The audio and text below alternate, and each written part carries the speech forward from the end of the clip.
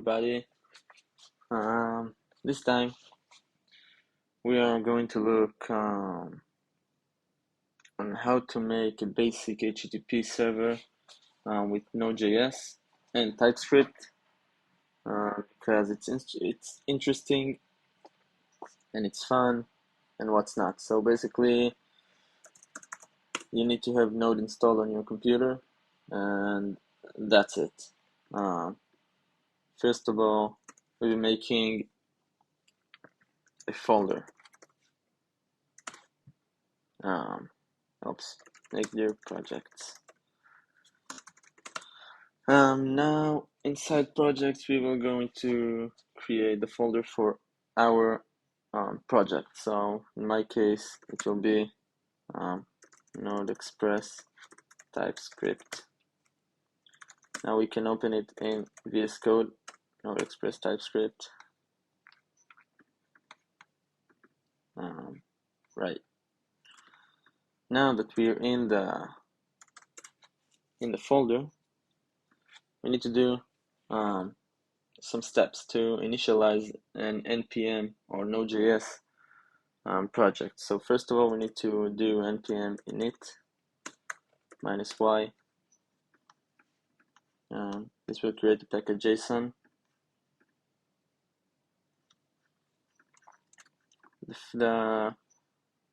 The other thing we need to do is to install TypeScript and Express. Let's just bring it here. Because this is what we're going to use. We're going to use Express, TypeScript and Express.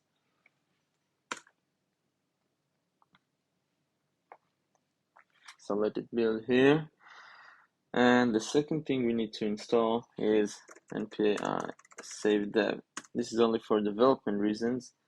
That's why we are saying it's local, and for the development we need to install types node, and I think that's it, or no, types express.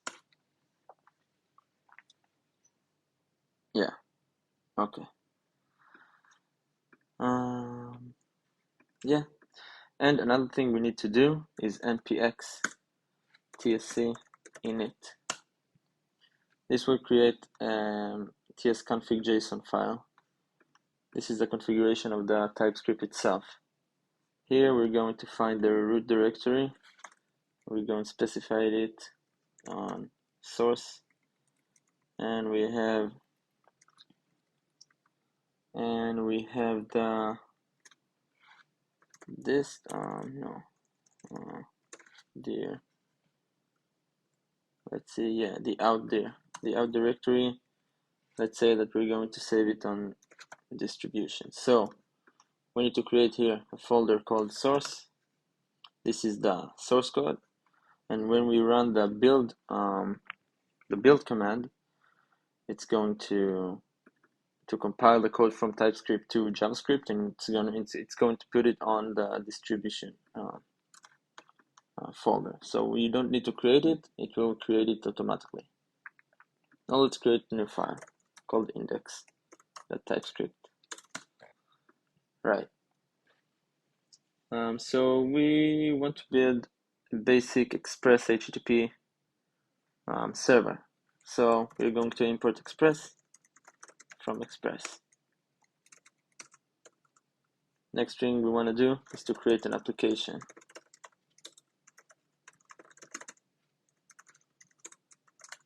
Yeah.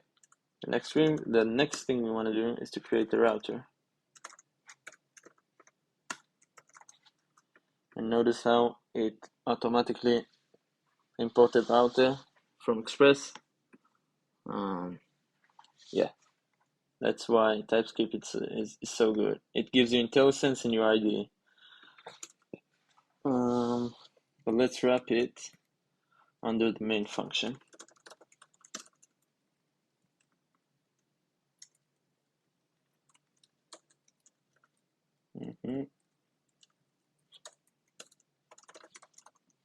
Now let's say catch. For any case, we're going to just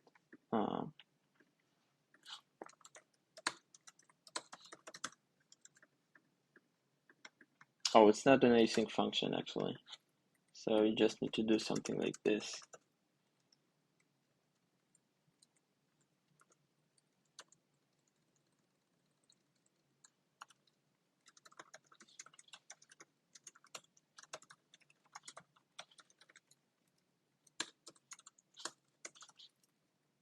Yeah, that's it.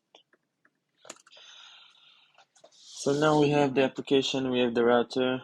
The next thing we need to do is to say that the application is going to use our router, right? And the last thing is application.listen. And now we have a couple of implementations here. But the basic one is just to give it a port number and a callback.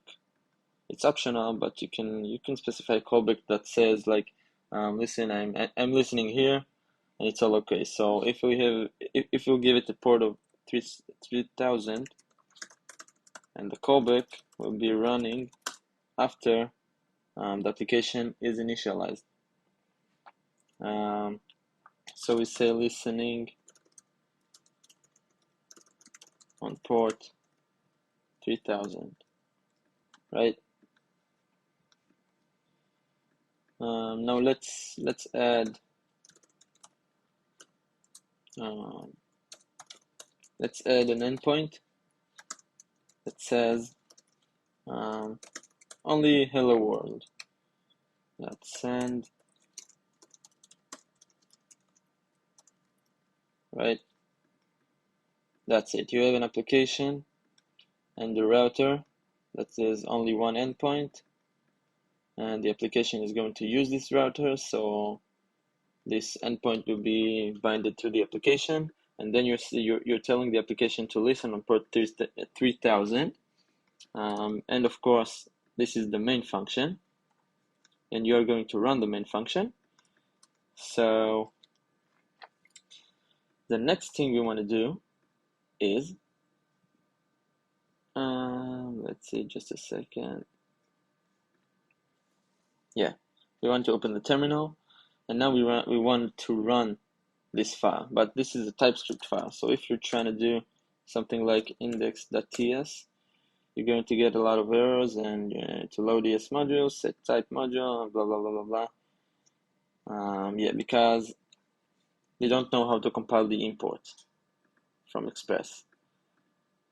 So we need to compile the TypeScript code to JavaScript.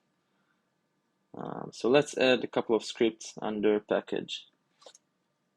Let's say we have the build command, project src.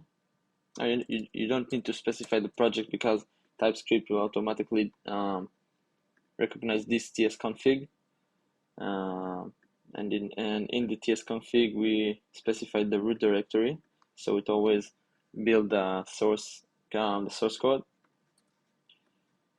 We have the watch command, and we have the start command, right? Oops.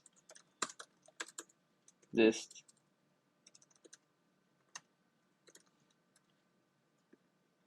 So if you were trying to run the start, you will get module not found because you didn't build the code. So first of all, we need to run build, right? And you will see that the dist directory will get created here, and we have the index file. This is not something you need to read. You never read the compiled code, but now you can run npm start, and you will see that our callback got fired, and we see here listen on port 3000. And if I will try to access it here, we get hello world. Yeah, this is the basic type of application. This is only to show you how to create an HTTP router and server. But now we want to make it a little better, because right now you need to run two commands. One is the watch, right? And then you need to run another one, npm run start. Oops. Because every time you're making change here, you need to recompile it. So the watcher keeps your file updated here on the dist folder, but still you need to rerun the server. So it will load the new files. So it's not that good. You need the watcher running, and you need to remember to restart the server every time. This is not nice. So we have a package called ts-node-dev. Let's see what they say. Tweaked version of Node.dev that uses ts-node under the hood. It restarts target node process when any required file changes. So yeah, this is easy. We just need to install it again with the save dev flag, because this is only for development. This is a development tool. This is not production ready. And now basically we can just run ts-node-dev, I think. So let's say that we have another command called dev. We'll say node, ts-node-dev. npm run dev. Oh, sorry, it needs to have the script path. So we will specify src index.ts.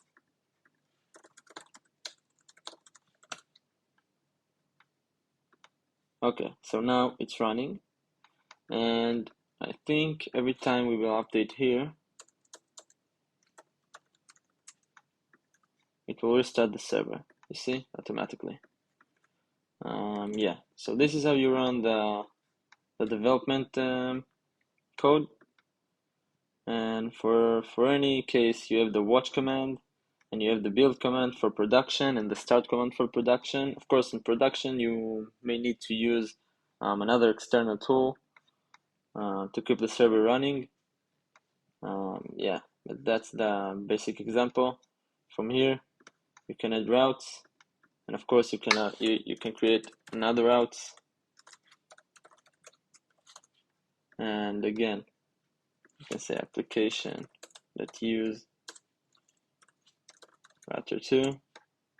You can say router 2 dot get users, and here we can specify a list of users, for instance.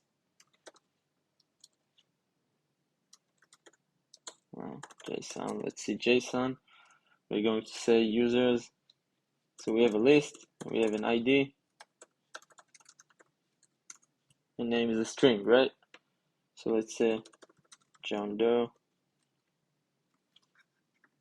and the application got restarted. Now if we're going to use users, we get it as a JSON.